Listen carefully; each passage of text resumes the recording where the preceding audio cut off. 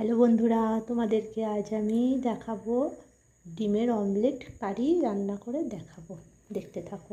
কড়াইতে তেল গরম করে নিয়েছি, আলুগুলি ছেড়ে দেবো।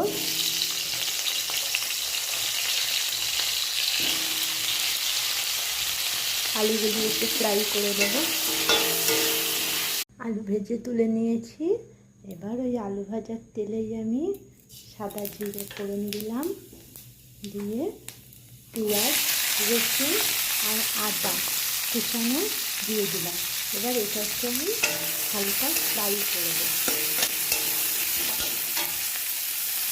হালকা ফ্রাই করে নিয়েছি। এবার জিরের গুঁড়ো, ধনের গুঁড়ো দেব, দিয়ে এবার একটু কষবো। ভেজে রাখা আলুটাও আমি দিয়ে দেবো।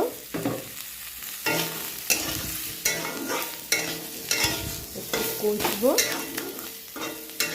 কষে নিয়ে আমি লঙ্কা দিয়ে দিয়েছি।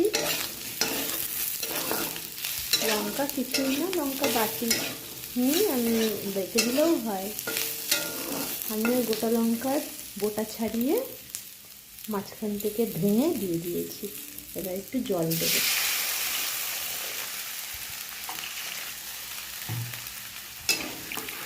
নুন, হলুদ সব দিয়ে দিয়েছি।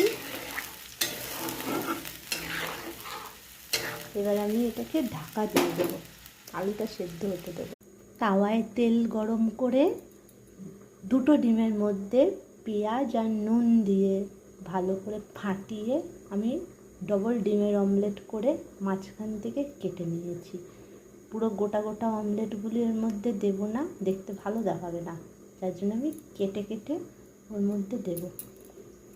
একটা অমলেটের আলু আমার সেদ্ধ হয়ে গেছে। এবার আমি অমলেটগুলি আমার যা ছিল সব দিয়ে দিলাম। এখানে 4টে ডিমের অমলেট আছে, সবই দিয়ে দিয়েছি। এবার একটু ঢাকা দিয়ে দেবো। মনে হচ্ছে ঝোলটা হালকা একটু কম লাগছে, তার জন্য একটু জলও দিয়ে দেবো। ডিম অমলেট কারি হয়ে গেছে, এক্ষুনি নামিয়ে নেব। বেশি ডিম অমলেটগুলি দেওয়ার পরে বেশি নাড়া যাবে না, তাহলে অমলেটগুলি ভেঙে যাবে। এমনি আলতোভাবে দিয়ে ঢাকা দিয়ে দিতে হবে। হয়ে গেছে, আমি এক্ষুনি নামিয়ে নেব।